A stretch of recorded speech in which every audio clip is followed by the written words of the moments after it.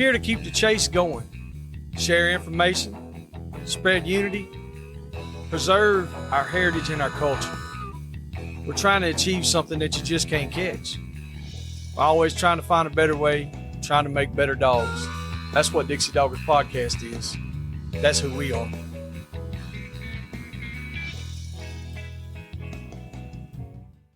This episode is brought to you by Rankin Ranch 38 Cattle Company. Marc Rankin specializes in Brahma and Brahma Cross cattle in Oglethorpe County, Georgia. You can contact him at 407-832-2077. 407-832-2077. Quick podcast announcement. Ty Nordvet has a litter of Catahoula Pit Mix puppies, and he was wanting to place them with homes that have kids that want these dogs. He's located in Central Florida and can drive and meet if needed. You can contact him at 651-249-9246. 651-249-9246. All right, everybody. Nate and Joey here. Yes, indeed. One more time, doing another Dixie Dogger podcast. Got a guest with us tonight. Met this guy a while back. Got the pleasure to go hunting with him, meet his family. Got to walk behind his dogs, and I mean, the first time I met him, he couldn't stay and do the whole hunt. He said, "Hey, we were in another state. Keep this in mind." He said, "Hey, just keep my 4-wheeler and trailer. That way y'all ain't got to worry about having one. Just keep it with you." That's the first time I met him. That tells you how good a person he is. Now, he ain't like that with all the rest of you assholes out there, but he's like that with me. And so, man, he's got hog dogs. He's never going to say he's got them, but he does have some hog dogs. And he's got a young man right there on his hip named Drew that is, y'all got to watch him. He's coming out. I'm telling you, he's coming up quick and hard. So without further ado, we got the big Georgia giant, Mr. Kevin Brooks himself, coming to you live down here. What's going on, Kevin? Not much, Joey. How y'all, brother? Shit, we still hanging on, man. Trying to make it. Oh, yes. You keeping Nate straight, or Nate keeping you straight, or y'all just trying to keep him trying awake. to figure it out? Yeah. Trying to keep his ass awake. He's been keeping me up all night and then wanting to get up at 3 o'clock in the morning and go hunt every damn day. I don't even know why. I don't even like dogs. I don't like hunting. I was just kidding. It was all lies. That's what happened. He stayed out coon hunting and then come to the house, and then Daddy said, "Come on, let's go hog hunting, too." He's like, "Damn." No, I was like, "Oh, okay, yeah, there we go." We still ain't catching shit, but we still here. No. Join the club. Yeah, that's part of it, though. I guess it's our turn to hit our man. All weekend was dry for us. Me and Nate and Rodney, we couldn't buy a damn hog. I'll take it back. We caught one Friday, but I mean, ain't nothing to speak of. So, but it like I said, it's pretty bad. Ain't no doubt. Everywhere we got to hunt, I think all the hogs have literally just moved right across the river. Did y'all put too much pressure on them? Y'all got them. Put the pressure y'all on. Probably caught 300 last week. Shit. I don't know about all that. We might catch 3. Yeah. There's a few days we catch quite a few, but most of the time we don't. Because we got shit eaters that ain't worth the damn. Yeah. My catch dog is easy. Y'all be telling everybody y'all got some of my stuff over there. My catch dog sponsored by Pig Brig. Yeah. So what you been up to, man? Just y'all wearing them out? Yeah, I know you've had some rough luck with the dogs. I'm gonna try to keep myself together with all this. It's been rough. Yeah. We went to South Carolina hunting with Coon Dog and Mr. Roy Hall, and we got over there and got in what they call blue-green algae, and within an hour of leaving the truck with the buggies and the dogs loaded up, I had 3 of my best dogs out there having seizures all at one time. It was just a mess. I don't know if everybody hadn't read up on it. You need to read up on it. All y'all listeners, make sure y'all check that out. The blue-green algae, it's some bad stuff. It happens fast, quick, and in a hurry, and there ain't shit you can do. But you just got to pay attention. So y'all check that out. Yeah, when it's dry and hot like it was before we started getting this rain and all, they saying that's how it, developed or whatever. Mm-hmm. But it can be on if the hog wallowed in the water, run through the water, and the dog got it off the hog. If the dog swam through it, drank it, and it's not just dogs, it gets humans too. So damn, y'all need to be real, keep your mind open to it, because as long as I've been hunting, I had never even heard of it. I hadn't either. And it's got kind of the symptoms that would make you think of kind of like a heat stroke. But, it's when you walk up there and there's 3 dogs doing it at the same time. And these are 3 dogs that were hunted 2 and 3 times a week that were in shape, and they didn't run a hog. They maybe ran that hog 10 minutes. And it might have took us another 5 or 6 minutes to get there. Yeah. And within 30 minutes of us actually getting our hands on them, these 3 dogs are gone. Damn. That's wild. I know when you were explaining it, saying what was happening, it sounded like heat stroke.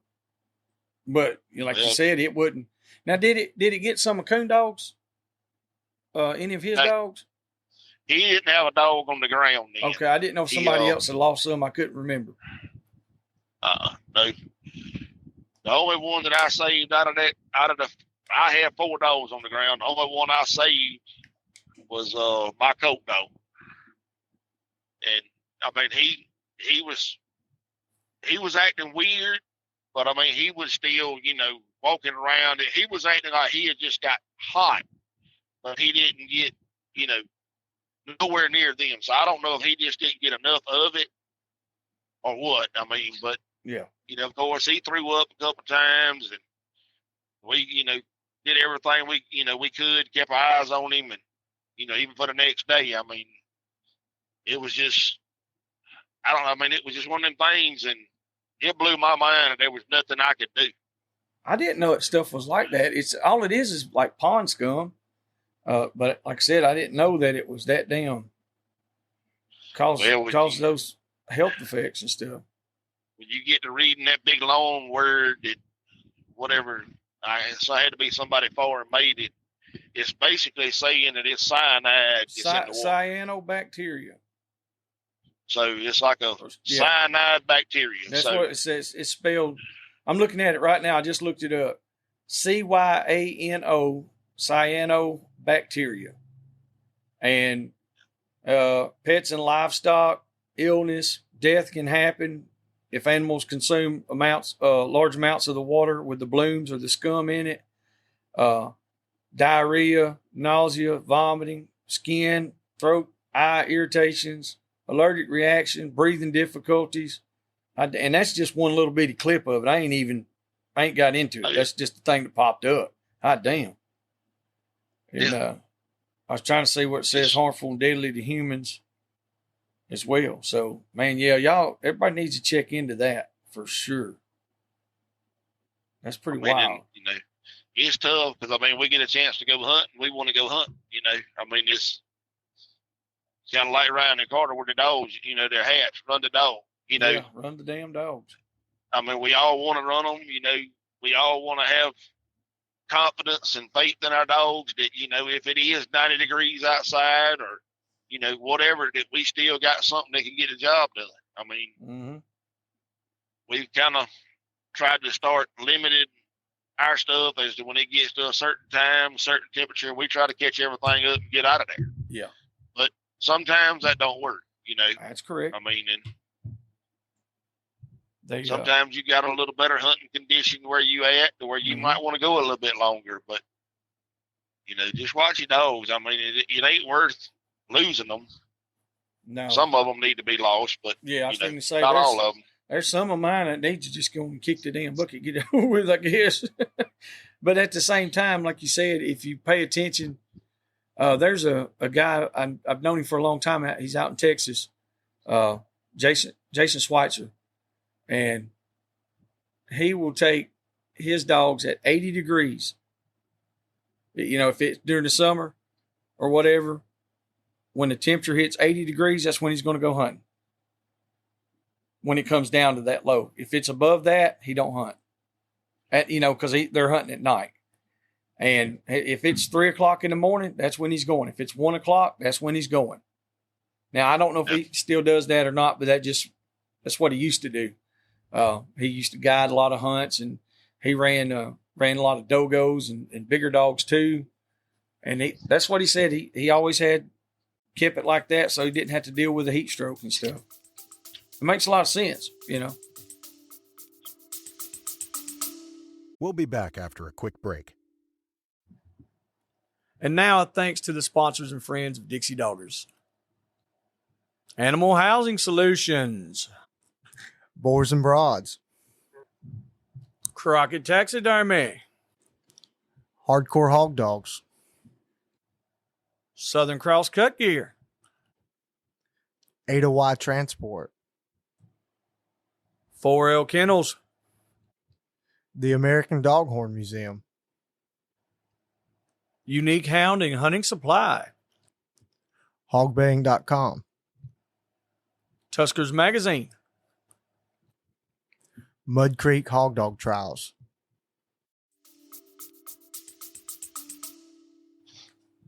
Well, some of them of mine, even if it's 80 degrees, they smell the right turd out there, and they got to get to it. That's right. That's exactly some right. of them might still get warm, but I feel like they do pretty good. I mean, oh yeah, as long as you got the right turds hid out there in the woods, they can go out there and get them. So now you've been messing with these damn dogs for a long time. Give us a little bit of background. Where you're from and how the hog hunting and stuff has been in your life. I know you're a generational hog hunter, so give us a little background on that. Tell us about how you got into it and how you grew up in it. All right. Well, I mean, I'm getting all over 50 years old, so I know a lot of them going to say I'm getting old. I mean, we are. I guess we're getting old and ancient. But yeah, we're climbing up. I mean, my granddaddy. Well, let me back up. We're basically in middle Georgia. We're actually located between, I guess it'd be between Macon, Milledgeville, and Dublin. We kind of right in the middle of all that, and then Gray would be on the upper end. I guess my granddaddy's the one that I guess started all this, and he raised my daddy and my uncle. He raised them doing it. Then they raised me doing it. Of course, now, I mean, I'm raising mine doing it. My daughter don't go as much as she used to go. I wish she'd still go with me every time. But my son, Katie's about to be 19, and Drew will be 16 the end of September. But y'all that don't know Drew or whatever, he's the one. What is it, Joey? Bucks and Boars 1.0. Yeah. He's trying to do on Instagram. So all your social media stuff. Y'all make sure y'all check him out. Bucks and Boars. He's trying to do that, but he's ate up with it. He's ate up with a lot of shit. That. Yeah. He's rough. If it comes I love that kid. I love him. If it comes to hunting and fishing, he is all about it. And yeah, I love me some Drew. He's a good he's kid. some of the best help that I've ever had as far as working the cows and hunting, and he ain't got no backup. Help me take care of these dogs. I mean, for the most part, he does the feeding and watering and washing the pens out. I mean, I try to stay on top of the worming part, everything else, and I mean he does pretty good. I mean, before we lost these dogs that we lost, I think we was up to like 43 dogs. And I mean, he's got another full part-time job on his hands doing this. Yeah. But he's doing good. I mean, but no, my granddaddy started doing it. I don't know how many years ago that was now. I'm going to say probably 60 to 65 years ago he started. And I mean, they basically back then, I mean, they hunted with whatever they could hunt with. I mean, I remember stories of a red dog that run around the neighborhood. Nobody could catch him. He looked like he had red bone in him and something else in him, but they swore up and down he would tree coons at night, run hogs in the daytime. I mean, but it didn't matter back then, you know, what they could, if it was a hound or if it was a cur dog or, you know, whatever it was. I mean, it didn't matter. If it was a hog dog, it was a hog dog. I mean, and I still kind of go along with the same thing. I don't care if it's a poodle or a Dalmatian or whatever. I mean, if you can turn it loose, it get out from under your feet, go hunt, and they come up with a hog, it's a hog dog. Yep. I'm good with it. That's right. But my daddy, you know, we got into a lot of the catahoulas and stuff, and we had some of the black mouse. We had some mountain curs. I mean, Daddy always liked the looser dogs. And, I mean, I still love a loose paying dog. I mean, but with our hogs running so bad in the places that we hunt, we don't have a lot of farm land. You know, we don't have all of that open country. And I'm not saying that everybody does. I'm not saying that. But like south of us, they'll have, you know, 1,000-acre field and a 20-acre block of woods. Yeah. But we'll have a 20-acre food plot and 1,000 acres of briars. That's yep. That's right. What Cody and all them get to picking to me about when I say the shit. That's the shit. Yeah. I mean, when you hunt in the wintertime and got a jacket on and waders on and you can't back through it, it's rough. That's the shit.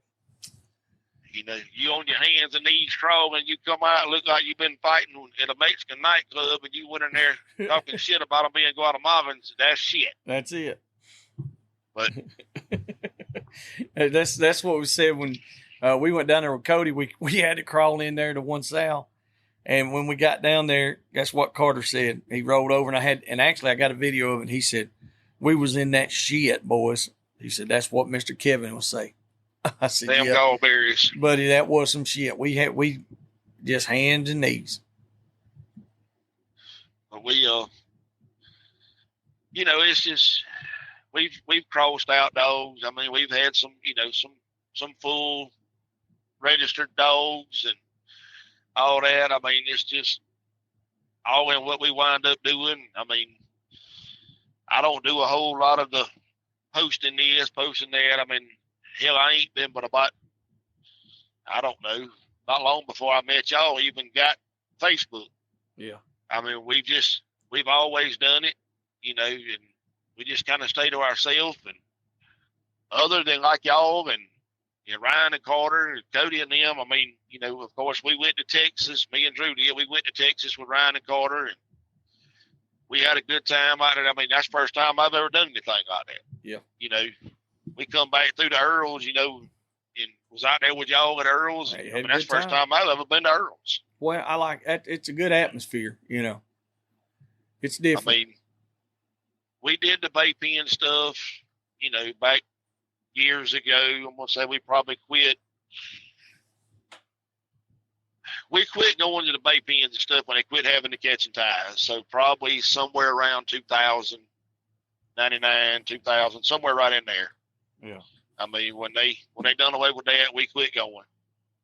I mean, yeah, I used to have some stout bay dogs at the bay pens, but I mean, they were woods dogs too. So, yeah. Well, tell some of these listeners what that catching tie is about and the process of it, because I mean, there's nobody around, especially any of the newer generation. They don't know what that is. Well, basically what it was, they would have 150, 200 pound bow hogs. Sometimes it all depends. If you talk too much crap to them, they might will shoot you a 300 pound bow hog. But now these were going to be rank hogs. They would shoot them out on you. You had, at one time, you had to have two dogs. And you couldn't have like a walk-in full game dog. You couldn't bring that.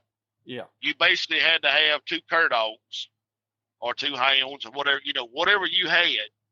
But you had to, as soon as that hog come out that gate, you turn the 2 dogs loose.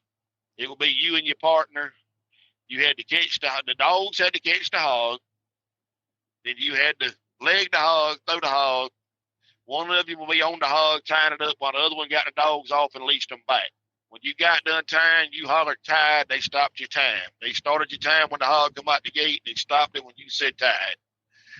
They would then start a timer. He had to stay tied for a minute. If he kicked the leg out, you disqualified. If you caught the hog versus the dog catching the hog, you were disqualified. We have had that actually happen.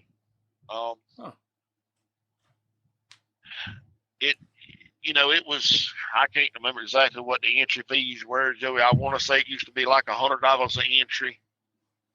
Now, what was the time on that? Like, how long did it take to do that? Now, you know what I'm saying? Like usually not including the minute, but just when they turn them loose till you got it caught and tied. And don't lie. Don't tell me nothing. Don't lie. Don't bullshit me. But a little bit. Me and I want to say his name was Scott Holland. He lived up around Hartwell. Me and him, I want to say, did it one time in 48 seconds. Damn. But I mean, back then, I know it's hard to believe, but back then, I was like 6'1", 200 pounds. I used to go. Yeah. And I would run. Most of the times back then, I would usually run 5 to 6 times in the catch and tie. Damn. I would have an entry. Scott would have an entry. My daddy would buy 2 entries. Some of the other people that live close to me down here, they would buy an entry, and I would have to run with them. And it just, it all depends. It was just, and sometimes people would walk up, hey, I want you to go with me. And I'd be like, look, I'm tired. But, when we first started doing, there was different tricks to it. You use a different kind of rope where you didn't have to wrap nothing. You would just tie straight up, just a knot, and be done. And then you had to, we had a little dog that we won a lot of money with her because of this. She was named Trash because my brother brought her home from the trash can. She wasn't up but a little brindle dog. And she was going to catch him the jaw whenever the other dog caught on the ear. But as soon as you would grab her, she'd let go. So you didn't have to fight with getting but one dog off. Yeah, that worked out good. And, of course, he wanted – that boy up there I was talking about in Hartwell, he had a dog. That dog was up there on the wall. It was a black catch dog, but he looked like he was probably 3/4 bulldog and 1/4 cur or something. But as soon as you snapped the snap in his collar, he would let go. Mm-hmm. And that made all the difference in the world. Yeah. But, back then, I could usually tie a hog right there myself in about 10 or 12 seconds. So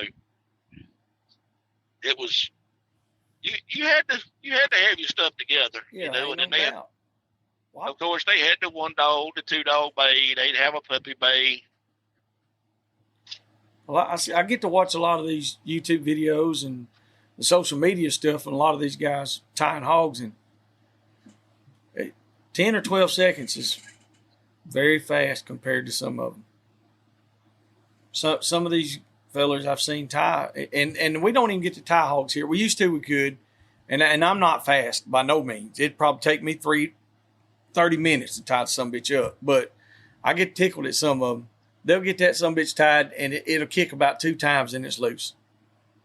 Oh yeah, it's and I ain't being mean about it. Just it's entertaining, ain't no doubt. But there's an art to tying a hog, and I've seen you tie them, and I haven't seen any kick loose. I know that. I will say that. No, I actually had one here a while back. Me and Drew had caught one morning. We sent the dogs, and they went out right off the rip. Went out there, and one of my females went to bay in, and we got lucky is what happened. It was just evidently the hog, it took a crap, and they could smell it. and they went out there and had a hog on the other end of the pile of turd. But we've shot in there. I want to say I sent y'all the video, I think. I mean, I pulled up within about 30 foot of the hog being made and sent Gurley. And Gurley went in there and nailed the hog.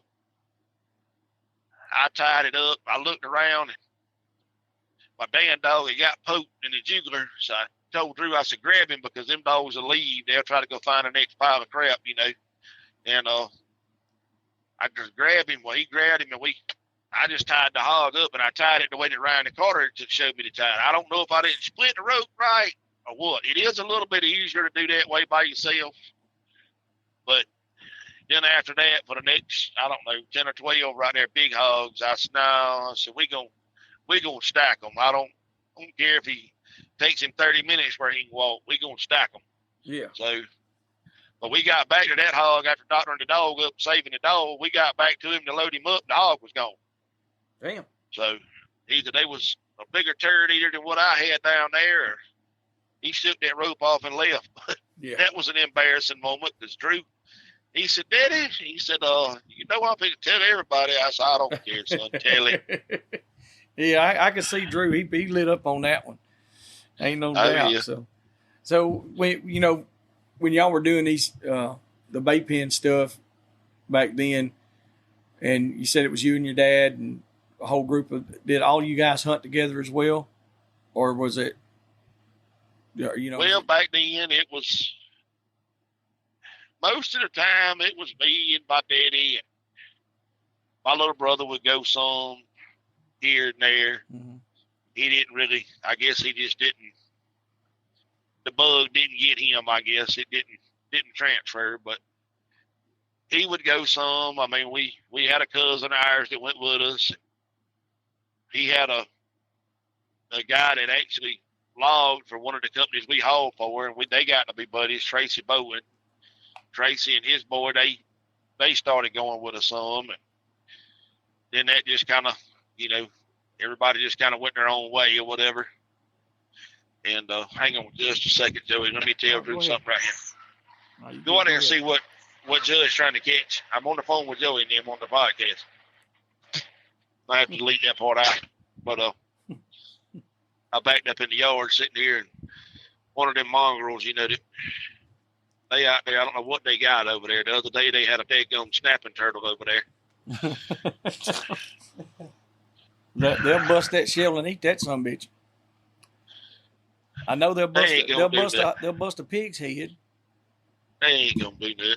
Well, that's your lie. You tell that lie you want. I ain't gonna believe it. They anyway, where was we at? Fuck, I don't know. Oh, we was talking about the people. I mean, it's just, and there was a buddy of mine that me and him went to school. We got to be friends in about the 6th grade, I guess.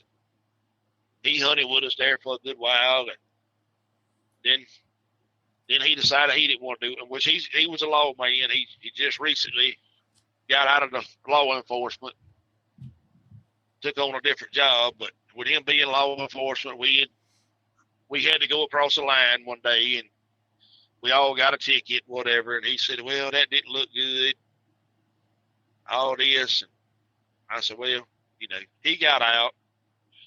So now it's basically, I mean, Daddy's done got older, and he's doing the cows, this and that. I mean, he still loves to talk to us about it. I was fixing to say, now your dad, I could tell what little I didn't really get to talk to him. He just started talking shit to us as soon as we pulled up, talking about how sorry the dogs was and all that shit. I got tickled. I was like, damn, that's what so I could tell he's a hog hunter. I could tell he really loved it. Oh yeah. I mean, here and there, it's been a couple of times, we might be hunting somewhere, and Randy Dominic might be there or whatever. We just tried to, because didn't want dogs getting tangled up with dogs. I mean, we have hunted with him here and there. Yeah. I mean, I hunted a good bit with his brother now, Neil Dominic. I mean, I still think the world of him. He's taught me other stuff that, I didn't learn from my daddy and my granddaddy. And I mean, I think the world of him. I mean, some of his stuff that he had bred years ago, I've still got on my yard, or still got that bloodline on my yard. I mean, we've outcrossed it and done different stuff with it, but me and him had at one time, we had a heck of a cross going. I never have made a cross like that again. And I don't know that I ever will, but we've never actually culled nothing that we crossed. And that cross, I don't know, 4 or 5 times. We never culled anything. Now, I'm not saying that all of them were great. Yeah, but I mean, some of them were better than others, but all of them were hog dogs. Yeah, you can't. I mean, it was just, but there they were rough dogs. Yeah. You take 3 of them. If you hear them 3 go to bay, and you better have a gun. Don't send a bulldog. Have a gun. Yeah, ain't no doubt. But, ain't no doubt about that. Because, like I said, I've been there with some of them mongrels, and it's going to take a lot for them to back up and bark. Oh yeah. If it's all of them, like you said, just get a gun. Oh yeah. I mean, well, that's why I try to hunt. I usually, when I hunt now, I hunt them 2 dogs and that rip dog of mine together. I mean, it's usually pretty nasty. I bet. But the one thing about it, I mean, you may see them, you may see them out there on the Garmin a mile, but when they get there and they get to him, we ain't got to worry about whether or not we can go in there and, get close or drive the buggies or whatever it is. When they there, you got to hurry up and get there. He ain't going to break. Yeah, he ain't going to break. He might break in half, but he ain't finna break and run. Yeah, I mean, I have seen one make 3 of them dogs bay. Yeah. But, it's only been once or twice. Well, I mean, at least they got enough damn sense, because number one, that had to be a hell of a hog. But number two, I don't fault the dog if the dog knows it can't handle it, and it's like, hey, I need to back up and bay. I'd rather a dog do that than just be a kamikaze, because I've had kamikazes for so many years. It's you bury them very frequently. Well, that's the only problem with that rip dog. I don't think. I just really, really and truthfully, I don't think his wiring is wired that way. I don't think he's gonna bite it. Yeah. I think he's just gonna hang the right one. One day he's I'm gonna have to bury him. I mean, and it's when you hunting them, you get kind of. I'm not gonna say you get to where it don't bother you. It's gonna bother them. Any dog person that's really a dog, man, it's gonna bother you regardless. But you expected a whole lot more out of those than a looser dog. You're looking for it every single turnout. Oh yeah. And when you take a dog like your colt dog or one of them, it's going to back up and bay. You keep that in consideration. You're not saying, man, he's going to get cut all to pieces every day every time I turn him loose. No, he's going to back up and bay the hog. With these other dogs, you're kind of looking for it, Oh yeah. Yeah. Well, I mean that's just like the crazy thing of losing buck, Mm-hmm. I mean that right there, I still get broke up about that because that was my youngin's dog. Yeah. That youngin raised that dog, trained him. Mm-hmm. I mean, of course, if I seen him doing something wrong, I'd tell him, look, don't do it like this, do it like this. But that youngin listened. Yep. He spent the time with him, and he made him into a dog. Well, you remember what we was talking earlier? With the first time that we met y'all, is he told me who that buck dog was. He said, "This is my dog," and he was talking, and you said something about the dog. He said, "I don't worry about that." He said he's just mad because Buck gonna be better than all his dogs. And then it went long, and I was giving him a hard time about it. He said, man, in a year, all y'all gonna be trying to buy this dog, and I'm gonna tell you that little dog was showing out, buddy. Well, how old was Buck? 2? Now he had just turned 3 years old. 3, okay. I was going to say I knew he wasn't that old, but he was sure enough doing it. He was steadily finding hogs. Yep, he was one of them, and just like with Rodney losing Midnight, Yep. us losing him, we lost that little Boone dog of mine, the Matty dog, the Amos dog. I mean, that's a whole damn whole oh, yeah. passel of good dogs, man. Good dogs too. You could take any of them dogs and catch hogs anywhere with them. Oh yeah. And that all was in what, about a month's time for all of them? Yeah. All of them was in a month's time. And we back on to, who was what and all this. And I definitely didn't mean to put him last because he means the world to me. Mm-hmm. But the one I was talking about, me and you was talking earlier, Mr. Derek Irby. Yeah. He just quit hunting, and I was fortunate enough that he thought enough of me for me to get everything, that he had and all that. And I mean, the Amos dog come from him. And matter of fact, the Boone dog, Boone was just a little bit different. And it just didn't fit what he was wanting to do. And I got him from him as a young dog. And yeah. It just, Boone was my little buddy. I mean, yeah, he was quirky. He didn't like a bunch of people. But I can say this. If that son right there ever got there, he was going to bait him, and he was going to be in his eyeball. Yep. And no doubt. I would have never thought that, we had to have weeded a string on him to start with. And then we took him to Texas and then come to Louisiana, and we put him in the bait pen at Earl's. Mm-hmm. And, I mean, as quirky as he was, first time he ever been in a bait pen, I think he bait, what, a 9.6, 9.7 at Earl's? Yeah, he done really good. I mean, it's weird how them types of dogs, for some reason, I've got 2 or 3 more like that. Them types of dogs is the dogs that I like. I ain't got to worry about other people trying to mess with them. Most time, if they get out of pocket or something, they can't nobody else catch them. Yep. But it just seems like that dog, a lot of times, I'm not going to say they're the best, because half the time all of them need to be shot, but they just seem to make dogs. Yeah. And they seem like me and them, I'll spend a little bit more time with them and we click. But no, I mean, between, what my granddaddy and my daddy's taught me, what I've learned from Mr. Neal, what I've learned from Mr. Derek, y'all, shit, Joey, shit from us. Rodney, Nate, I mean, shit. and Ryan and Carter, and I mean, even my son, I mean, it's just like I heard one of y'all's things the other day, and you was talking about Nate wanting to try something. You said, well, this ain't going to work. Mm-hmm. But then y'all would try it, and it works. Or either y'all try it and it don't work. Yeah. I mean, me and Drew the same way. That's right. I'll sit there and look at him and say, well, I wanted to tell you, but I said, well, I'm going to let you learn it the hard way. Yep.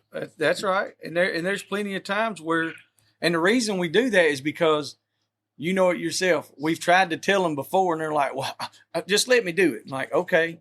And so, so now we're sitting back and we're looking at them. We're like, I done that same shit about 10 times and it ain't going to work. But you let them do it. And then when it's over, they're like, well, you was right. It didn't work. I'm like, yeah, and it's not one of those deals where you're trying to boast about it or be like, I told you so. No, it's that communication part and being able to have a relationship with your son like that. And other people, not just your son, but even people like I said, like with Rodney, Carter, Ryan, all these other guys out here. I've been hunting longer than a lot of them, but I learn stuff all the time from them.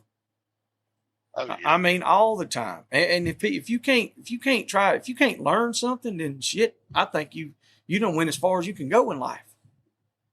Joey, I mean, I've been doing it that I can remember for 40 years. And I know when I was little, they still had me, when I couldn't remember. Yeah. But I still learn every day.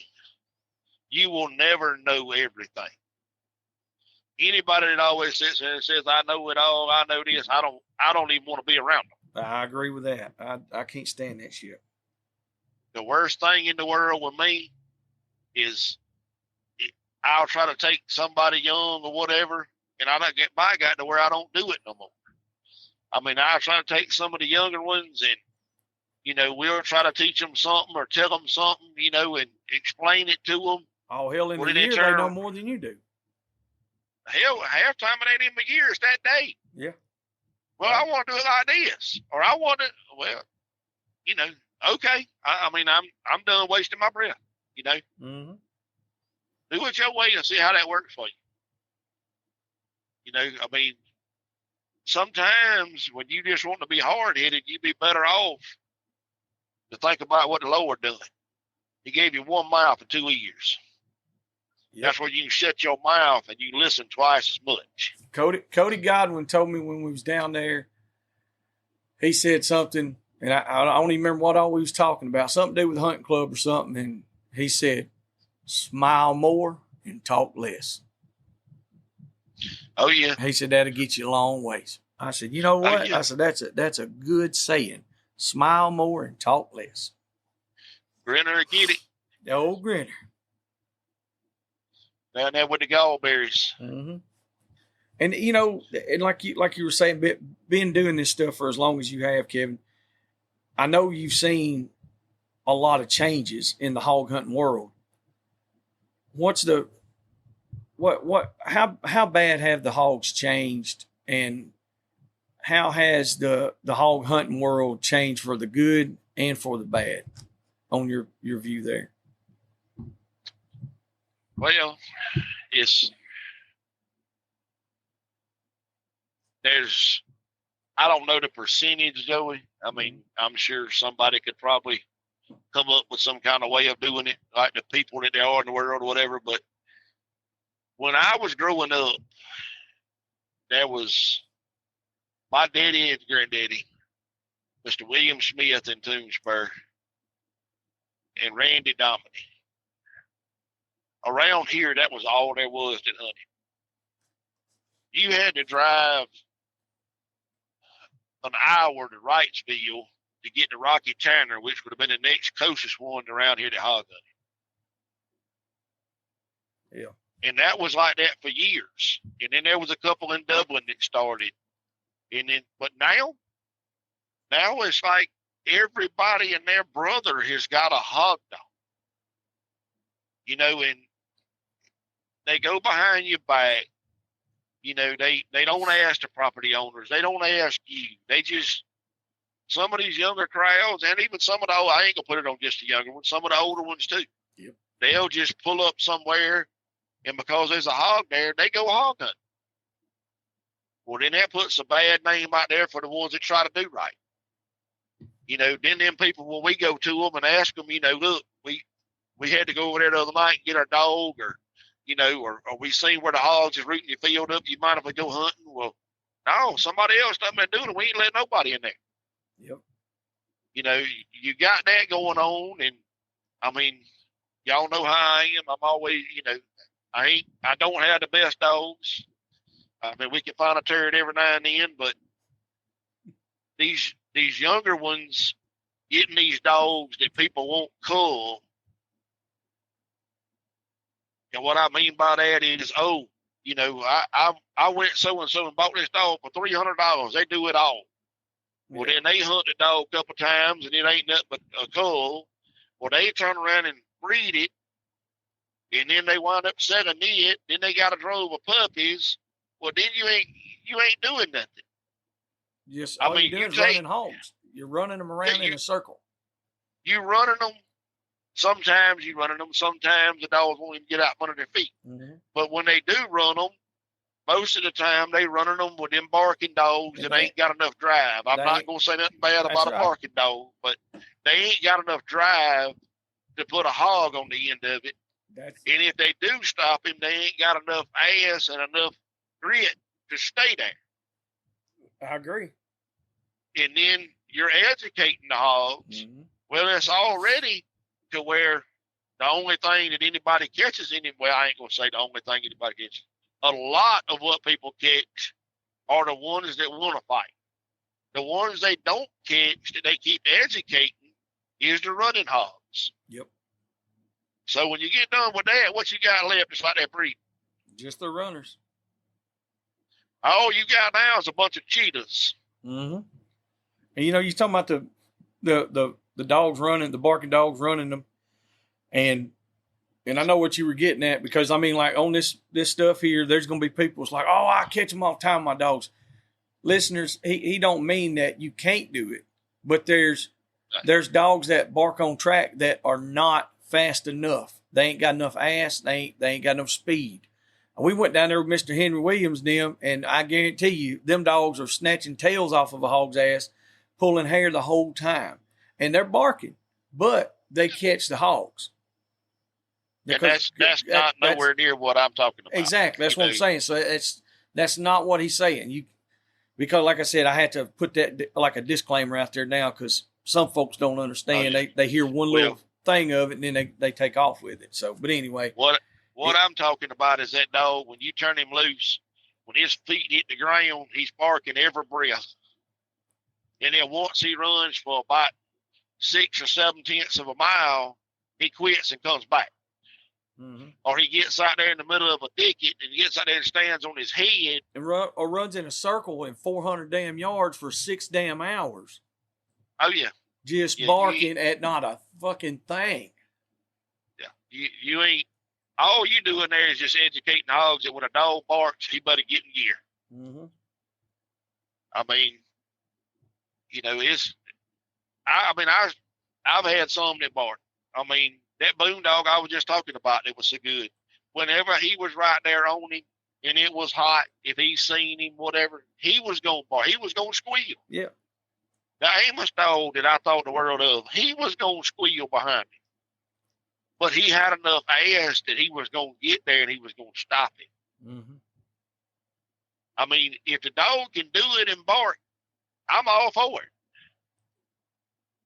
But I'm just talking about them that need to be culled, and people keep peddling them, and people keep breeding them. And it ain't got to be a purebred dog. It ain't got to be this. Like I said, I don't care if it's a Dalmatian that's got purple polka dots on it. If he can do it, that's fine. I'll feed him. That's right. But these that are not, they're not any good for anything. I mean, try to give them away to a pet home, but cut them, have them fixed. Mm-hmm. Don't keep breeding that. If you're going to breed something that produces hogs that'll go hunting, that gives you 110% every time. Breed that. And sometimes that don't even work. Yeah. Ain't no doubt about that shit. I mean, years ago, we had some of the best Catahoulas, and I mean registered Catahoulas, come from Louisiana, all that stuff. I mean, they were hellified dogs. We breed them, and you might get one that was a good dog out of a whole litter of puppies. I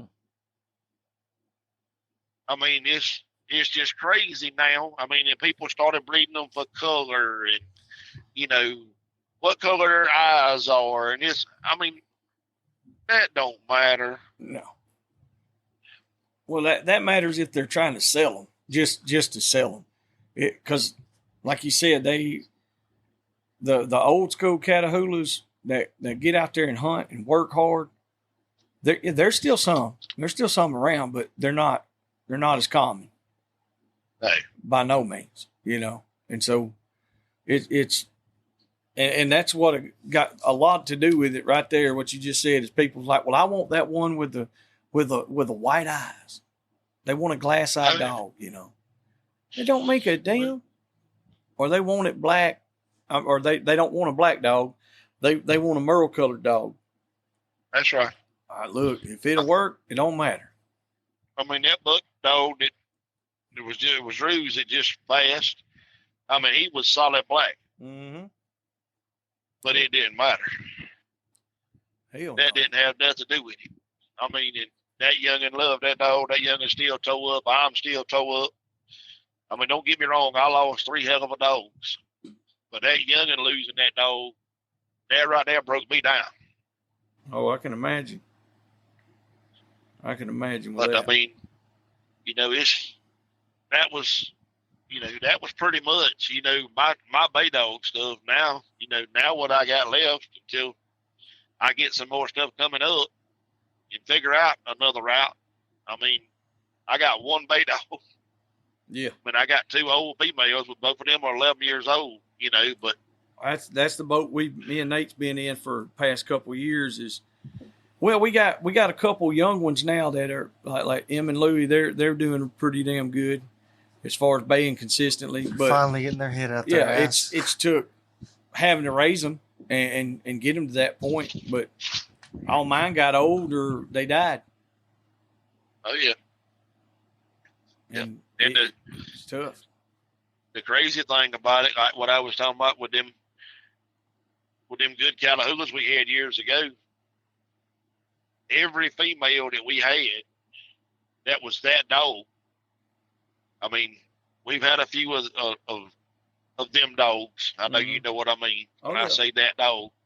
I mean, we've had one that stuck out more than any of the rest, but every one of them would never come in heat. And if they did, they come in a fake heat or false heat. We would never be able to breed that male dog to that female dog. I fully understand. It just always seems like that's how it works.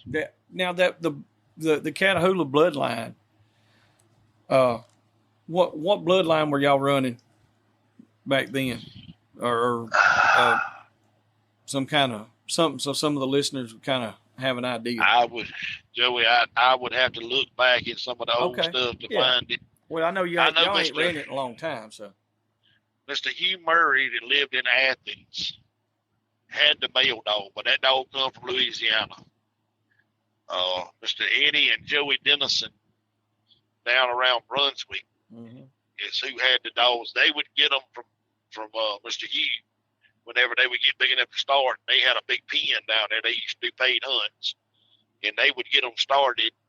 And then, you would go down there and pick out what you wanted. You could watch it hunt in the pen or whatever, and you kind of do it that way. But I mean, they was high dollar back then. But most of them would make dogs. I mean, but we would do that. That way, we was trying to get them where we could breed. Yeah, they would never come and eat. That's crazy. I mean, the best one that I ever been in the woods we hadn't followed behind was a dog named Cricket. And what was it? I was trying to remember. Kyle Dennison, which was Mr. Eddie Dennison's son. He had her, and he didn't like her because she wouldn't load up. She wasn't real flashy and all that. He called one day and said, "Y'all still got that tracking system or whatever?" We had done went to Garmin's. Matter of fact, we had just went to they had just come out with the 220s or whatever. We went to that, and Daddy had a quick track system with I think 3 or 4 collars. He said, "If y'all want this dog, y'all come get her." We didn't really know she was gonna be that good. Yeah. We know he didn't know she was gonna be that good. I mean, and she had a hole. I ain't gonna tell you no lie. Most all dogs have a hole. Somebody tells you they don't have a hole, they don't really know. They don't know the dog. But you couldn't hunt her at night. She'd put you where the hogs were, but she wasn't hardly gonna bay one at night. She would get in there and she would booger bay at night. Yeah. But in the daytime, I'd have betted y'all whatever y'all wanted to bet. If there was a hog there, she was gonna bay. Hell yeah. Now what was she? Was she Catahoula or? She was her mama was a full Catahoula. Her daddy was mountain cur and Florida cur. Okay. So she'd have been half Catahoula and then a quarter. I got you. But I mean, she didn't look like nothing. I know I showed you the picture of her before. She wasn't probably 40, 45 pounds, little brindle dog. Wasn't flashy. She wasn't gonna jump in the truck. She wasn't gonna jump on the 4-wheeler. You had to pick her up, put her in, all that. But I'm going to tell you, I told Neil Dominic one day we was hunting, I said, "I wished I had 10 more like her." He said, "I don't." I said, "Why?" He said, "They wouldn't be a hog in the state of Georgia." Hell. So that's the best strike dog you've had, you think? Oh yeah. I got you. Because I know we had that as one of the things we were going to ask you was, what was the best strike dog you had? And I mean, she was actually my daddy. But there've been many a nights, or I say many a nights. There've been many a days where I wanted a daggum strangler because she wasn't gonna catch nothing. She'd bay a pig you could put in a shoebox, or she'd bay one that looked like a Volkswagen. And she might bay a holder. She might bay more droves of hogs than any other dog we've ever had. Damn. If it's in the daytime and she went to bay in that whole briar bed right there, you better be ready because it was going to be full. I heard that. And so she was a bay dog. If they bay little pigs like that, I mean, that's... Yeah, but Joey, it's rough when you in the river swamp down there and it's about 30 degrees. Mm-hmm. You breaking ice. She's baying. I mean, she's sitting over there every breath. You walk the bulldog down there, you got to swim that slough. You get over there and send the bulldog, and you could have put him in your pocket. That's when it's rough. You want to kill him then. Yeah. But no. So if that's the best strike dog you've had there, what's the best catch dog you've had? I know, and why? I know you've got some good catch dogs now. I mean, I don't know. That one there is hard. I mean, you can think on it a little bit. We can come back to it if you need to. Well, I mean, I can't really narrow that down to say one. I mean, we've had a bunch of good ones over the years. I mean, and right now, I mean, I done pretty much had to retire the old Sox dog. I know y'all remember Sox. Yeah. I think he's going blind on me. As far as an anchor, he's one of the best ones I've ever had. And as far as a handle and being, just the one that would never leave from him, y'all know the one. Yeah, I'd bring her with me. She's pretty tough. Yeah. I mean, and she's the only full game dog that we've ever had around here that made it. I mean, I know Cody and them's got some. A lot of people's had them, but most of them, whenever they flip that switch and go to grabbing a bay dog, they done. Yeah. See, I've never dealt with that on any of the stuff that we've had. I had one that was crossed one time on shortcut, and that son bitch right there was like it. Man, he just soon fight a dog as anything. But he was a hell of a hog dog, but he didn't live to see it though. He kept grabbing them bay dogs, but we've never had to deal with it a whole lot. I mean, as long as you've been coming over with me, you ain't never seen nothing but that one game dog, and that's Gurley. Yeah, and I mean, and shit, that dog right there is just as laid back. And matter of fact, when you shut him down. The matter of fact, when you was talking about Henry Williams, that's where she come from. Yep. She come from Henry. Henry said, "I got a female over there. Whatever you can get her. She's pregnant with puppies. I don't know what the world got to her. Somehow or another, something got to her." I said, "All right." I said, "I'll take her." And I mean, she was already catching and all that whenever I got her, but I had to raise them puppies, and of course, I had to do what I had to do there. Yeah. All I did was just kept working with her, putting that handle on her, and she's a dream as far as that part. Because I mean, if she can hear them, she's going, and when I get there and tell her caught hog, she'll let go and lay down and watch you time. Yep. And if the other dogs miss the hog and she's right there close, she will catch him herself. Oh yeah. Or if they're in there just running it around, she'll go in there and shut that sumbitch down for him. Done seen that. That was a damn fluke that night. That it was. I don't give a damn a fluke or not. I know for a fact. My dogs, your dog, Rodney's dogs, Jacob's dogs, everybody's dogs was in there. Done had a turn running this damn hog. And we turned old Girly loose, and she just went straight in there and smacked it right in the face, son, and shut it. It took her, 30 seconds, a minute. And we done been doing that for 4 hours. Oh, yeah. I was just talking about it being a fluke. Remember what I told you? I said, I don't have enough of this shit. And I turned her loose. Oh, yeah. But now that's a dog right there that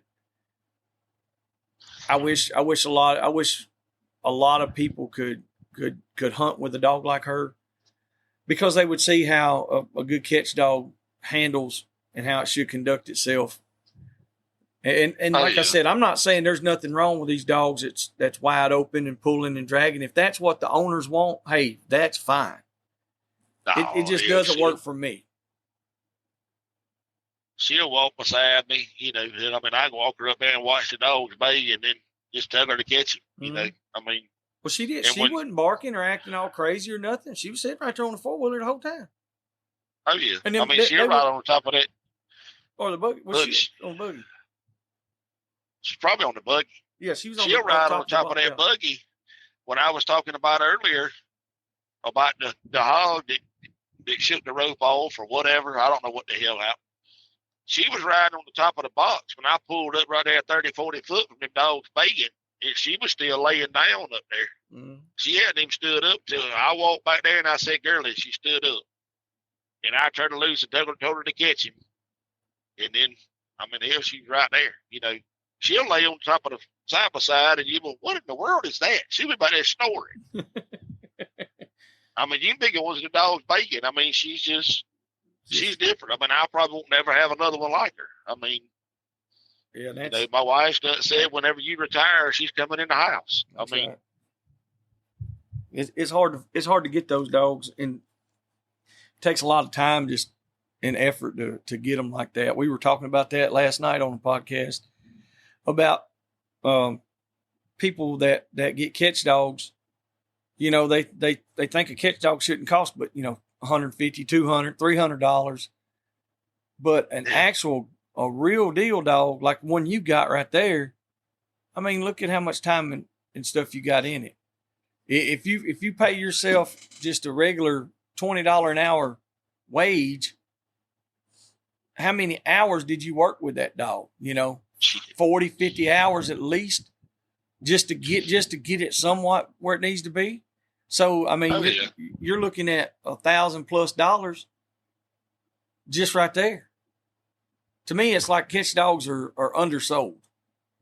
But then again, some of them aren't actual catch dogs. They're just dogs that'll go catch. Yeah. I mean, it makes a big, big difference when they got a handle on them.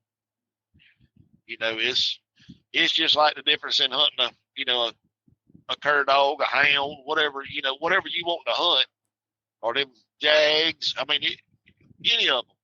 When that dog's got a handle, and when they come back, say you cast them out, and they go out and they hunt, and they come back, you ready to go to another spot.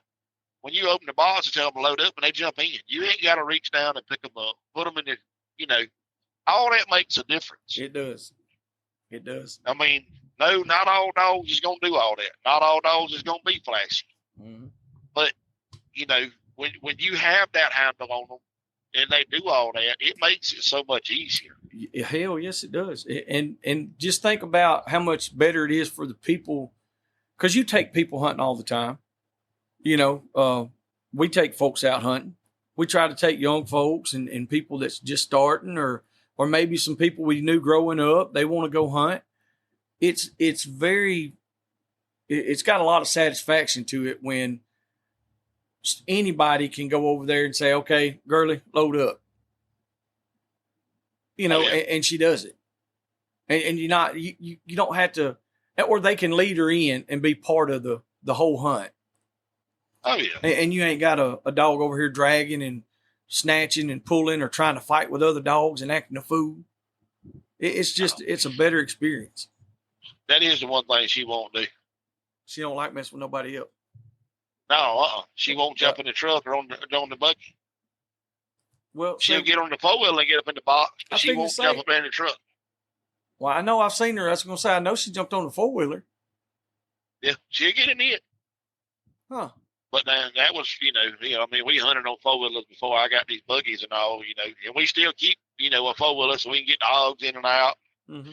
That way, if we get split up, whatever. But yeah, she'll get up there. I mean, she'll get up there riding Drew's lap. She'll ride in front of the buggy. I mean, she'll do about whatever. Now, we got a younger ditch dog that's probably 3 years old, Riley. Mm-hmm. He's half game dog and half American, and now he'll load up. And I'm trying to put that handle on him, and I mean it's getting there, but he don't do no bunch of craziness, all that. I mean he walks good on a leash. I got him where sometimes he'll let go whenever I tell him to, but it all depends. If it's a big hog and that hog's in there,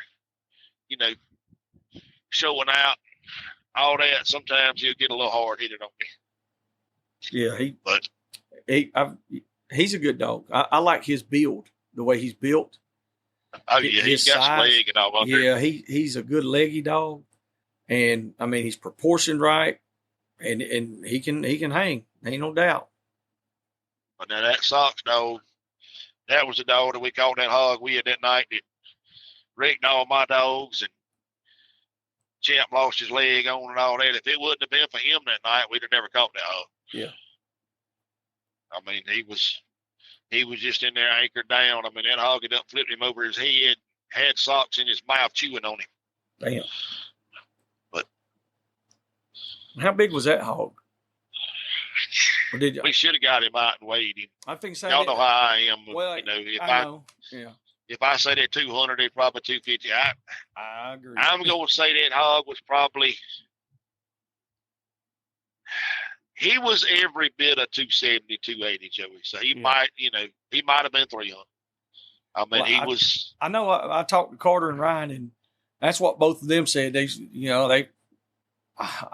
think it might have been Ryan I was talking to, and he told me, he said it was going to be pushing 300.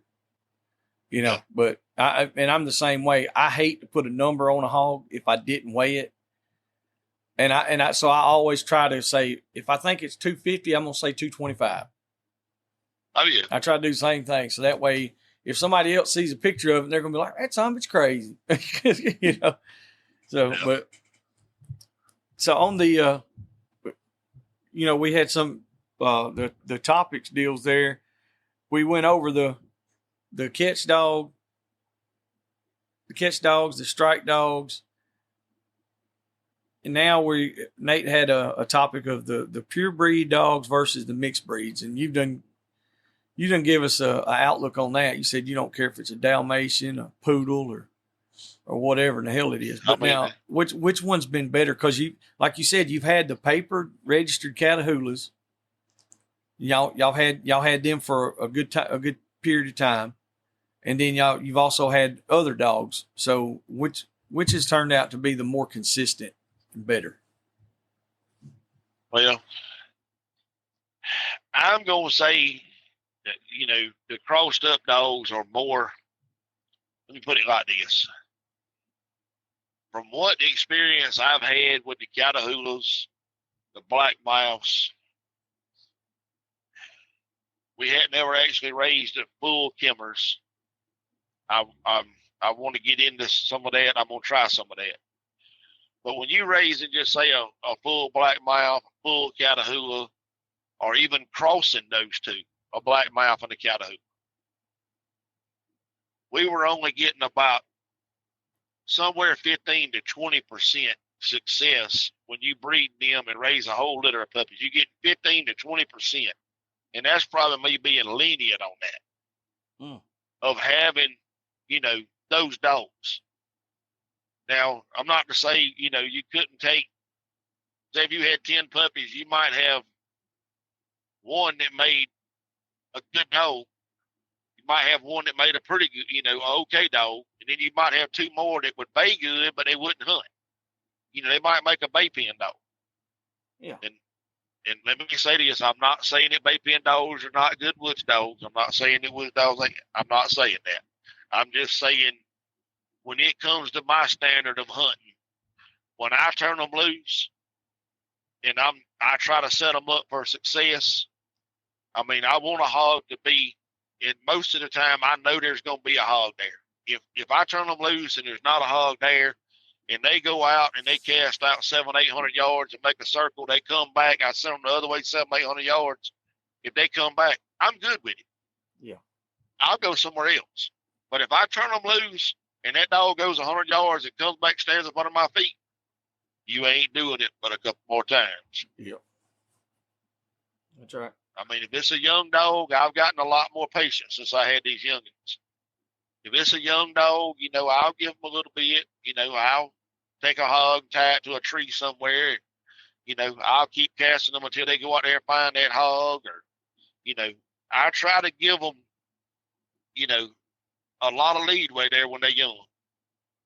But when that dog's done got started, they've been going with the other dogs. They know what's going on, all that. No. I ain't worried about it. I'll bring my collar back. That's right. Well, I mean, that's what keeps the good dogs out in the world. It goes right back to what you were saying earlier. Is people are breeding these culls that shouldn't even be bred. Yeah, I mean, anybody in their right mind, just say I come over there, and I mean, I know, hell, you could get whatever I got, I get whatever. I mean, we all know that. But just say somebody wanting to get into it, say, well, Mr. Joey, I want a dog, and I remember you saying something about that yellow dog that we hunted with, and he turned out to be a hell of a dog for that boy. But I'm just saying, just say you was going to sell dogs, or you just say like me here a while back, they got up to damn 50 dogs, Yeah, you got to do something. I can't keep buying, dog food at $38, $39 a bag, feeding that many. And yeah, I have to keep about 3 sets of dogs because one bad hog, or just like what we went through this past month, now here I am standing here wondering what I'm going to do, Yeah. But you still got enough you can go hunt, though. Oh, yeah. You got to keep it like that if you're going to hunt. Now, I mean, if you're going to be a part-time hunter where you might want to go when the weather's right, you got 300 hogs under a feeder, you don't need but 2 or 3 dogs. That's right. But to hunt like we hunt, and, for it to really mean something, and it mean what it means to me to do it all these years, and for what I spend on dog food, and you got to really love it. You got to want it. Mm-hmm. You can't get out here and even start to scratch the surface in 2 or 3 years of hunting. 40 years, and I still learn something every time I go. Oh yeah, and that's why when like you were saying a while ago about getting a dog, if there's somebody new to it, or say somebody needs a dog, I'm not going to send them my worst dog. Never. Oh yeah. I'm going to send them a good dog. But what I was trying to get to on that, Joey, just say, all right, you got a dog that'll cast. It's got a decent nose on it. It'll stay with a hog when the hog breaks, and it'll be a hog. Mm-hmm. You going to sell that man that dog for $300? No. I mean, $300, shit. You can't feed him for 3 months. I literally. But that's just what I'm saying. Yeah, I'll give it to him first. I said it last night, same thing on the Bulldogs. I will give it to you before I sell it to you for nothing. Yeah, I mean. Don't make no sense. It don't make no sense.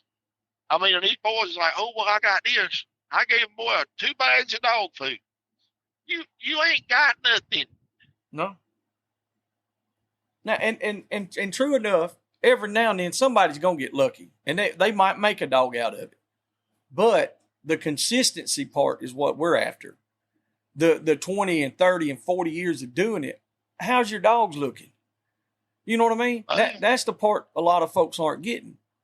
They're just snatching up dogs from everybody, and they're like, well, I want to try all these dogs. Well, slow down, hunt what you got, see how it turns out, and if you even want that same kind of damn bloodline or that breed, you might want something different. Oh, yeah. Before you get too heavy into it. And that I understand it. It's exciting, and man, it'll get you sidetracked, but you got to just take it easy. Oh yeah. I mean, but where we was at on the thing, you get that kind of success rate with a dog and raising puppies. Well, I mean, it costs too much now to just keep on and on and on. I mean, I know Yep. people that, people do it. I mean, and some people have that cross that they can make. They make dogs. I mean, I'm proud of them. I mean, I want some of them to call me. Hell, I mean, I'd love to try some of it. But with the other stuff, and I know this is a whole different topic, but what I consider a rough dog a lot of times is not what other people consider a rough dog. That's right. On the rough dog side, I got some decent cool rough dogs. They do pretty good, but I have a better success rate on that end of it. Yeah. Now the bay dog side, I was where I wanted to be and was fixing to make a couple of crosses that if they come out, I feel like, well, I'll put it like this. I was going to have it where those dogs had everything that they needed from both sides to make dogs. It was going to be up to them. And it was going to be up to us to put them in the woods and put them in the right situations. But now that all this has happened, now here I am having to start over.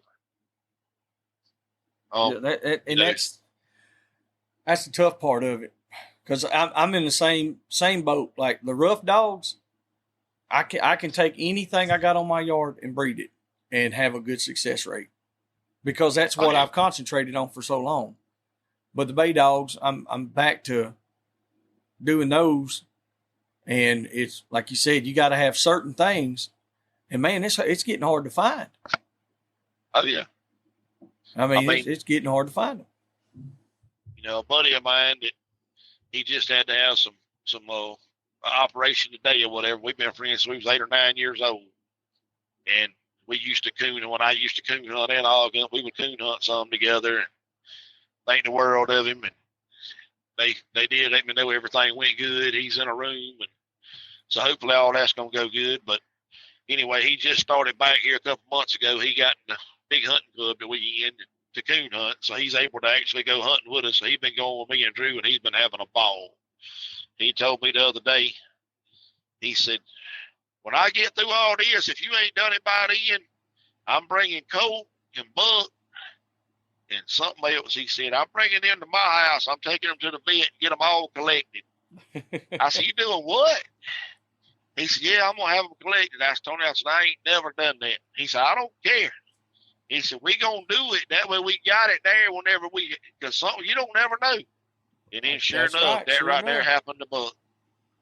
But that's like with Midnight, we've been, and I will say that on Midnight, it ain't Rodney's fault from lack of trying to get her bred to a good dog.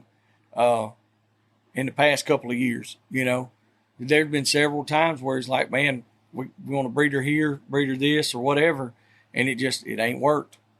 And then lose her, like you talking about breeding her to Buck, that would have been they'd have been hard to handle. Oh yeah, well, me and him been talking about either Buck or Colt one, and we had finally done say it. All right, when she comes in this next time, we putting her to Buck, and then there we go. She's gone, and now he's gone, and I tell you, it's just been rough. But I mean, like the rough dog deal. I mean I pretty much done figured it out. I mean, that Amos dog we lost, we bred him to one of Rip's litter mate's sister, and we had a litter off of him. That was when Mr. Derrick still had everything. And well, let me back up. Yeah, that's right. We bred Amos to Beth, and I think she had 10 puppies and raised 9. And then Mr. Derrick called back. He said, I want to breed Sue, which was Amos's litter mate. She's a heck of a dog, but these are rough dogs. And I want to breed Sue to Rip. I said, Mr. Derek, they gonna be the same cross. He said, I don't know. I want to do it anyway. That way, if we miss something, we got it. I said, all right. So we did it, and so far, every one of them puppies they like a hog. Good deal. They like a hog. I tell you, an example of that is his buddy down there, Mr. Benny Harcrow. I mean, I think the world of him too. We just, we hadn't got as close as me and Mr. Derek have, but he wound up, I think he got, I want to say he got 3 of the older puppies, which would have been Amos and Beth, and then 2 of the younger ones off of Rip and Sue. He told Mr. Derek the other day, because they had a couple of hogs there in the house, just worked puppies with. He said, I want to come over there and see what I'm feeding, see what I'm going to get rid of. He never showed them a hog, never done nothing. And I think the older set was like 10 months old. The younger ones was 5 or 6 months old. They just threw them in the hog pen with 2 hogs. They didn't bait nothing. They went in there and caught the sow, and they done about tore her all to pieces. And one of them puppies looked up and seen the bow hog. The bow hog was just standing back there in the corner looking. And one of them puppies, boy, they seen that bow hog. They run him around that pen about twice. He said they all caught him. And said they had him down back there. Said he was about to kill him. So Mr. Benny said, let's get them off. He said, no, I'm tired of feeding these hogs. I done told you to come get them because I done got out. He said, right there in just a minute, them puppies killed that bow hog. And that was probably a 150-pound bow hog with teeth. Damn. Them puppies killed him. And he said, and all of them quit to go get him a drink of water except for one. They said that one blew from the ear down there to the throat and then locked back on. Said he held on 5 minutes after the hog quit breathing. So, I mean, we might figure out that cross works. And Mr. Benny, I don't usually try to start mine on anybody a year old. But, and the reason for that is with this bloodline or whatever that I'm still trying to do, we used to start them at 6, 7 months old. But they had gotten to where they was getting so rough that by the time they were 2 years old, the hog already killed them. Yeah. So we was trying, I've tried to back it up a little bit. So maybe they would live past that 2-year-old to where they would start learning that I don't have to kill myself. That's right. But all them right there, Mr. Derek asked me, said, well, what you going to do now? He said, Mr. Benny was grinning like hell. He said, I reckon I'm going to feed all of them. He did take one of the older ones with his old dogs. And I think they said it run with them old dogs in a damn kudzu patch for about 2.5 hours. So I felt like, it done pretty good. And then they wound up catching the hog and said it stayed in there showing trees. So he didn't go in there to it. He just waited on them to come out. But it was something small. They caught a small hog in there and killed it. But well, you can't beat that. They're doing pretty good. And I got a couple of them in mind that we've been messing with, the older ones. And we fixing to start hunting them, but like the mongrels, I mean, I won't breed them or nothing because they got something I don't want to keep going on. I mean, and it's not really their fault. They're more, and they were trained more to do the riding and winding deal. I mean, you see me work them. I mean, you ride them on a 4-wheeler. And if they go to throwing their head up, they're not going to bark. They go to throwing their head up, you got to pay attention. They go to throwing their head up, you stand up. And when you stand up, that's their cue to go. I mean, now they'll run one. Oh, yeah, they'll stay with it. I've seen that. I've seen them stay with it for miles. But they just, as far as cast, I mean, they're not cast dogs, not dry cast dogs. I mean, if you pull up somewhere where you got a feeder going into hogs that been there where they can smell them, yeah, they rolling. But as far as just dry casting them and they got to go 700-800 yards to find sign they can smell and then run another 2 miles, they're not doing that. That's not the dogs. Now my Rip dog and his litter mate Beth, some of them, these other dogs that I got from Mr. Derek, yeah, they're cast dogs. You turn them loose, they go and hunt. I mean, Rip earned my respect when he was, 18, 19 months old. Me and Drew was going to fill feeders up at the hunting club last summer. I remember and that. it was, it was probably 95, 97 degrees, 2 o'clock in the afternoon. We took him and took Gurley, and I was like, we just gonna, get him used to loading and, just messing with him, handling him, because he's just was a little bit hard headed. We pulled him down to fill up a feeder, and I turned him out. I was like, he ain't going nowhere, he can't smell nothing down here. Yeah. Looked back after we was filling the feeder up. I said, where in the world's Rip? Looked at the Garmin. He's 6/10 on a slough hung on the side of a big sow. Yeah. So. Yeah, I remember you telling me about that. I was like, damn, that's all right. Just take him to go fill up a feeder. Yeah, I mean, he's pretty good. I got to get off my butt and get him used to hunting at night because we kind of got away from that a little bit. We've been trying to be in the woods and have everything loaded up, pull up where we want to drop, wait on it to get where we can see and then cut them. And I mean, I have more fun with that, with me only having one eye, my depth perception messed up. It's just a little bit easier on you hunting in the daytime, but. Yeah, we don't hunt as much at night as we used to. We used to hunt a lot at night, but. Well, we did too, but it's hard when you got to get up early in the mornings and you trying to hunt at night. Mm-hmm. It's just a lot. I'd rather go and be there in the woods and keep the dogs out at 6 o'clock, be trying to catch everything up by 9:30 or 10 o'clock, go home. There you go. Yeah. I mean, that's the way we try to do it ourselves. Try to get the best we can out of the weather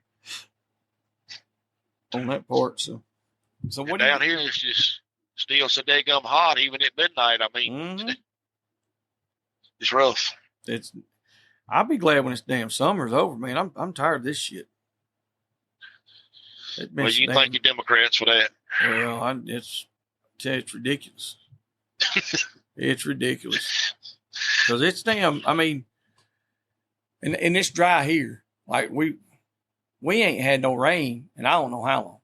Like I take it back. We got a damn good rain a couple weeks ago, but it had been dry for a month, so it didn't do nothing. Oh, you just run off. Yeah, and then it ain't rained since. So I mean, if we had a little old shower, would be real nice. And if we could get one tonight, me and Nate would be there about daylight ourselves, or a little bit before, and try to snag one up. If it wasn't so damn far, I'll be over there with y'all. We got a good one that's coming in down here, and normally I don't go turn out on none on camera, not with any of our old dogs, But this one here, it's at a guy I know. It's at his hunting club or his lease, and it's a damn good one. I mean, a good one. And he's by himself. There ain't no other hogs, or at least none that showed up on camera. And he's coming in every morning between 2 and 4:30, or coming in about 2 and staying until about 4:30. So that's like, I might take them old mongrels I got and see if they'll do any damn thing. Maybe he'll shit right there and we can find him. Well, if he'll shit right there and just leave a trail going to his bed, Lord have mercy. Yes, sir. That'd be the way to do it. Ain't no if y'all don't catch him, we get time or whatever, holler at me. We'll try to come over there and help you. All right. Well, and that's what, Neil, like I said, I was trying to hold off on it so that way, me and Rock could do it. All of us could go together. But the guy, his property, he puts out a lot of protein stuff for the deer and all that. And that's what he was telling me yesterday or this morning. He said, man, that some gun's eating a pile of my deer protein pellets and my feed and all that stuff. And so if I don't get him caught up pretty quick, he'll probably shoot his ass. And I don't, hey, I don't blame him. It's his property. It's his place. But he did tell me, he said, I'll give you a few days to try to catch him with the dogs. And it was his idea, honestly. That's the kind of landowners I like. He was like, hey, you want to try to catch this big bastard with your dogs? He said, or you want me to shoot him? I said, well, we want to catch him. He said, okay. He said, well, I figured so. He said, that's why I ain't went and shot him. Yeah, me and Drew got a baby rhino down here at the bird field. That's where we all got them screwed up at now. Which y'all been over there. Oh, yeah. I'm we ready got to a bigger come back dino out. down there. I'm ready to come back out there and hunt, man. It's been a while since hell, we ain't even got to visit in a while. Hell, we'll try to set something up. I don't know what the hell we'll do with this damn deer season shit about to be. You might have to wait after that. But Yeah. Well, y'all can come over. Like I said, we got 1 or 2 spots we can hunt a little bit. And I try not to hunt them, very much at all until deer season. I try to save them best I can. So yeah, we get together and do something. Hell yeah, that sounds good. You got anything else on here you want to go over? I mean, it's just. Or is that about? I got you. I mean, just take a young'un hunting. That's right. I know you say it all the time. No, I know I get frustrated, but you might have to take 5 or 6 of them. You might get one, but if we don't keep it going, I know Nate will still be doing it. I know Drew will be doing it. Them little goblin girls, I'm sure they're gonna be doing it. Yep. The little Rankins, I'm pretty sure maybe both of them, but they just, if we don't keep it going, it's not gonna go, because I agree. And once it's working. There's so many new people, Kevin, that are out here hunting. They don't have no hunting background at all. They're not from hunting families. They're not from none of that. And they're getting all this stuff from listening to us, Carter and Ryan on social media, Drew, guys like that are putting this stuff out there for people to enjoy and putting it out there in a positive way. Man, there's guys that's never done none of this stuff, and they're just out of the blue, they're hunting. We talked to one last night, and you know what his biggest obstacle, he said? He couldn't find nobody that would help him. And now this is one of the guys, like you said, out of those 10, he would be the one that'll make it. Yeah. But you got to cull through, 9 of them to get to him. Oh yeah.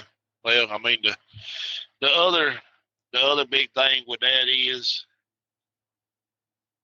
the youngins nowadays, or the younger generation, the youngins, what I call them. I try not to look at Nate as a youngin. I know Nate is a youngin. He's your youngin. But the younger generation is, I guess, how I need to say it. They weren't raised like we were. No. And that makes a big difference in them being able to listen and comprehend. They're always trying to challenge somebody and question somebody. And I ain't trying to be no kind of way, but the reason they're like that is because they didn't get up out the floor several times. And without a doubt, there's some of them that know how to conduct themselves. True enough. There's a good bit, but there's a lot of them that have no earthly idea. Me and Pat Lewin was talking about the same thing. He was like, some of them just, and it ain't necessarily don't mean that it's a 16-year-old boy that you're talking about. It could be a damn 35-year-old. He just ain't never been raised right. That's right. I mean, it's just like with Drew. Drew will, every now and then, Drew will, he'll want to pull up a little bit about, his dog, whatever, and I had to pull him. I was like, look, son, you got to stay humble. Yep. I don't care. I mean, I'm going to call a spade a spade. If we go hunting and I take my best dog and that dog looked like straight shit that day, all day long, and you had a dog there that got out there and done it, I'm going to call it. I'm going to say, Joey, that dog done a hell of a job today. Yep. I'm not going to run back and say, my dog could have been having a bad day. Or my dog might go out there and bay 10 hogs. I'm still going to say, well, they done all right. You have to stay humble. Yep. Because if you don't, something will humble you. Without a doubt. Well, that's when we had, let's see, Yeah, all of us were together. I was trying to make sure I'm at the same place. It was when we were all hunting, and we caught that big old blonde sow, and Jacob was there, and he was, Oh yeah. And he was going on about his dog. Hey, there's nothing wrong with being proud of your dog. Nothing wrong with it at all. But that, of course, he was new to it then, and I'm assuming he's learned a lot by now.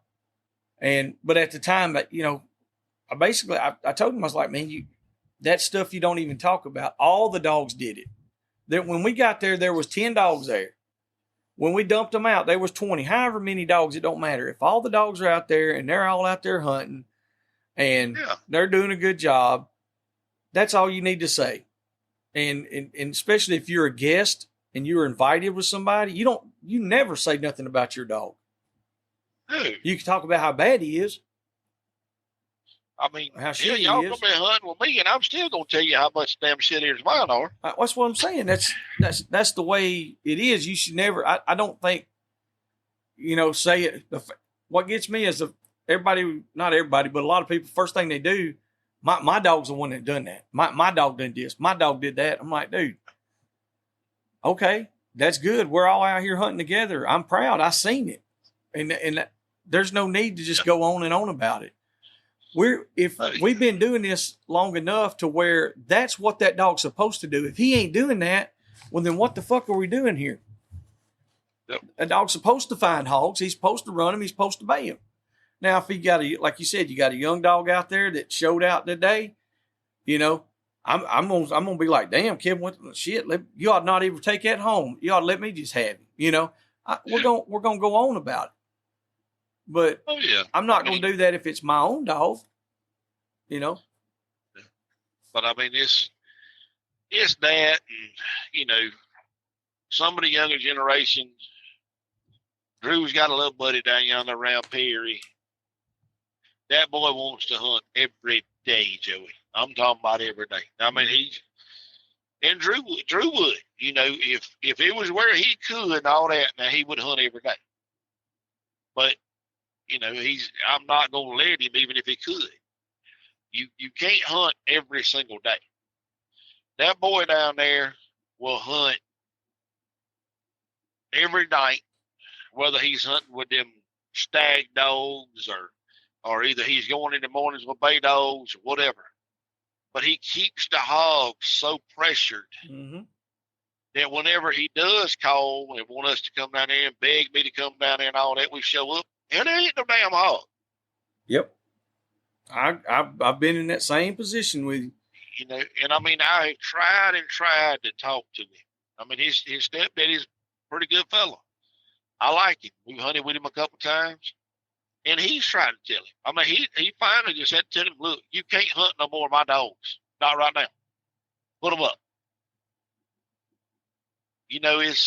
Well, the dog's got to have a little bit of a break to recuperate. I mean, shit. Oh, yeah. But he's a respectable kid. You know what I'm saying? I mean, it ain't like that, but they won't listen. Mm-hmm. Oh, like I said, I know. And when me and Nate and Joe, my brother-in-law, we was all hunting together all the time for years. And then Rodney and Grant started hunting with us. Grant was like that. They hunted 5 to 6 nights every week.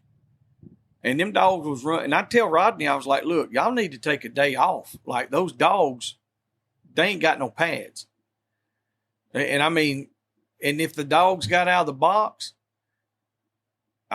he might whoop that dog or burn it up to make it go. And I'm like, look, the dog is tired, man. And I understand that being new to it, they wanted to hunt all the time. But it's like, dude, you got to know when to say when, and you got to learn how to listen. Yeah.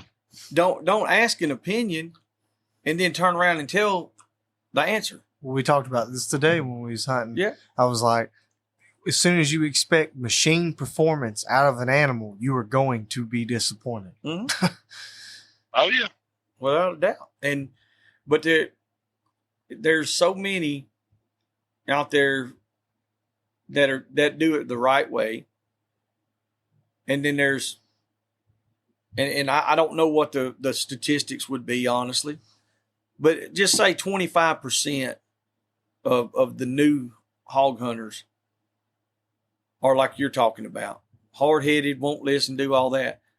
That's the 25% that we're going to see more of, because the other 75% that are doing it the right way, well, they're in the woods and they're not out here acting damn fools, so we don't even know them.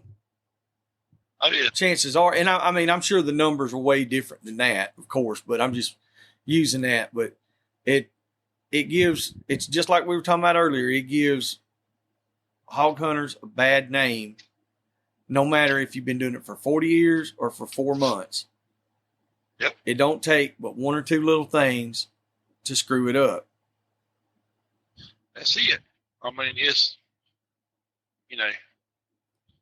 with the old rough dog deal, I mean, my daddy had some years and years ago, with me, I've had some, some pretty good bay dogs, but I always still kind of had them a little bit rougher dogs, Mm-hmm. And, daddy always used to be, why you want to do this? Why you want to do that? Well, we didn't necessarily see eye to eye on everything, but I always knew to keep my mouth shut and listen and watch and learn. Yep. And it's just, I don't know. I mean, I put it like this: a lot of these younger generations right now, they couldn't hunt with my granddaddy. I'm gonna tell you that right now. No, Lord, no. Well, he'd have left him in the damn river swamp. Pat Lewin said that. I think the first call-in show we done with him, he said one of the callers asked, said, "Well, what would you do different if you could go back in time?" He said, I would have listened to my daddy. He said it would have saved me 25 years messing up. He said if I'd have just listened. He said if I'd have shut up and listened, he said, because that's what I wound up doing anyway. But yeah, and that's the thing about it. We all understand as older guys that we understand that, hey, you want to make your own way and you want to do your own things. And there ain't nothing wrong with that. But if you're going to be doing all that, don't ask me. That's just wasting my time. Oh, yeah. Well, I mean, it's, and then you got like the internet and all that stuff now, Joey. I mean, it's a double-edged sword because, you got stuff where they could learn. You got stuff where they could listen. But then you also got the other stuff where they all think, like the stuff that Pat and them's got going, oh, it's easy. Mm-hmm. Well, okay. I mean, I know that's just a big joke, between them, but yeah. a lot of them will sit there and just, look exactly. at that. They think it's real. And they're like, oh, it's so easy. They're doing it with a labradoodle. Yeah, but they don't see that the 25 years to build this, basically a facility to train these dogs, and all the hours every day and every week that's put into those dogs. Oh yeah. They a lot of that's not shown. And like you said, with the information that's out there, there's some good information, but there's a lot of it that's bullshit.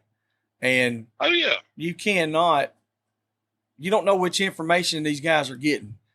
That's one reason why we continued on doing the podcast. It's like, I don't know it all by no means, but I know a lot of people that know a lot of stuff. And if I can get all those people on here to tell us a few things, to spread it around, well, in a certain amount of time, we're going to have some knowledge out there for people to obtain. Oh yeah. We had a caller last night, or a guest on, and that's what he said. He said he found out about us about 4 or 5 months ago, and he said, if I need to know something, he said, I'll back it up to whatever episode and whoever y'all talk to. He said, that's where I get my information from. He said, I got tired of even asking people. So, I mean, what we're doing is a helpful thing, having guys like you that's been doing it way longer than what I've done and done way more, had way better dogs, and know a hell of a lot more. Well, it is what it is. I mean, So being able to have this knowledge out there, and I know you well enough that if somebody needs to know something, they could contact you and say, "Hey, Mr. Kevin, I got a question." As long as they're legitimate about it and ask you and don't come up with some dumb shit, I know you'll help them. Oh yeah. And I mean, anybody that's, they're sincere about something. Exactly. I mean, but that's the the whole thing behind it. We already on the bottom of the rung as far as dog hunting. yeah, Don't sit there and make yourself fall in that category. I mean, all we have to do is be respectful to each other, treat everybody right. I mean, we got to eventually come up. You know what I'm saying? We can't stay at the bottom forever. Yep. I mean, that's the way we're perceived. Like you said, we're at the bottom. There's people that's kin to me that I wouldn't dare nowhere, no how do anything like what I would do for a lot of y'all. Mm-hmm. Oh, same here. When you really get down to it and you really about this life and what we do, you wind up with a group of people that are like your family. Yep. That's what Rodney asked me not long ago. He said, how come we got to go all over the place to find people like this? I said, because that's just how it is. Oh yeah. But I mean, the whole thing, like the social media deal or whatever, had I not gotten that stuff whenever I did do it, that's how I met Ryan. Yep. I mean, Ryan contacted me about trying to get a female to breed to his old Blitz dog. That was Champ and him's daddy, and I mean, I didn't know Ryan from nobody. I mean, I met Ryan and we talked and, we went back and forth talking a little bit on the phone and this and that. I finally told him, I said, well, I mean, how I think about Gurley. I mean, hell, I took Gurley and met him halfway and he took Gurley home, and hell, I mean, I knew him, you know what I'm saying? I knew who he was. We had talked, whatever, but I mean, hell, there's a lot of people ain't fixing to, hell no. Exactly. And that's the way we all are, with each other. Once you get to know each other, it's we're tight. I promise you. Ain't nobody gonna say a damn word about you. If you need something, I'm gonna help you any way I can help you. I'm gonna go over and beyond out of my way every time. Oh yeah. But there's a lot of other sumbitches out here though. I mean, they won't let you do that. They won't let you be good to them. Right. You can't do it. They too damn ignorant. Yep. And we've all seen it. So I mean, so the ones that's out there doing good, y'all guys keep it up, because y'all the last hope we got. Yeah. But some of us is getting old. Yes. Without a doubt, you are. Go to hell, Joey. All right, Bubba. Well, you mess around and me and Rodney will tear your ass up. I know. I'm already a damn grandpa. See, I beat both of y'all. No, Rodney was a pawpaw before I was, so I'm a G-Pappy. That's what I told him. I'm G-Pappy now, so. Well, I can go ahead and say this on here right now. Neither one of mine better not make me no damn G-Pappy till I'm at least 55. I hear you. Well, like I said, now mine's already older, so I couldn't. I was like, I'm ready. I ain't gonna lie to you, man. That I've been ready for it. And when Kimberly brought Layla over there and I got to hold that baby, I was like, oh Lord, this is not gonna be good for me. This ain't gonna be good. Yeah. And then I'll have she gonna have her a bunch of damn spotted up cur dogs with blue eyes running around there talking about, Pop, I don't like that one, shoot that one. That's exactly what we'll do too, baby. If you give it to me, Pop, I'll take care of it for you. I'll say we're gonna go see Uncle Kevin this weekend. We're gonna go out there and catch some damn turds. Oh yeah, we get some of them. Just hope they got ears on them. That's it, Bo. Well, man, we appreciate you jumping on here with us. We've been trying to get you on here for a little while. It's good, brother. Anything I can do to help y'all or anybody else that, That's right. is really, really sincere about it and they need something, just holler at me. 10, folks. Well, man, we'll be getting with you before too long. We'll set up a hunt, or hell, if we don't go hunting, hell, we'll come visit. We'll do something. We'll do something. We'll get Mama to get in the kitchen. Hell yeah. Now we're talking. So we'll tell everybody we said hello and we love them. Yes, and we'll holler at you later, buddy. All right. Love y'all too, brother. See you, my man. All right, y'all. That's one of the finest individuals in the world to me. And Mr. Kevin Brooks. We met Kevin a while back and have had a good relationship with him. Like what I was saying about the 4-wheeler thing earlier, I'll jump into that right quick before we go. We went out there, and instead of us having to drag a trailer with side-by-side 4-wheelers and all that, he said, hey, I got extra 4-wheelers right here. He said, I got a couple of them. So, okay, so that worked out good. Well, he wasn't able to hunt the whole time that we were. And when we were at one hunting spot, he was going to have to go. And we still had, I think, 2 days left we could hunt. And he told me, he said, well, I'll tell you what. He said, just keep the 4-wheelers in the trailer. And then when y'all get done, just bring them back by the house. And now keep in mind, I had just met him. We had just met him that weekend. And I mean, we just hit it off. He's a good guy. And that's the kind of person he is. I mean, his whole family's like that. They're family now. I mean, we're family. Yeah. There's no doubt. And that's the kind of people that we got to have in this industry. And it's guys like Kevin, it's hard to get them to do stuff like this because they've been burned and screwed over so much. I'm sure y'all can hear that the way he's talking about a lot of shit. A lot of it holds true. A lot of it, times have changed and people have changed as well. So, we all got to go through the hard stuff like that before we ever know it's something good. So, with that being said, we do appreciate the hell out of y'all listeners out there. We sure do.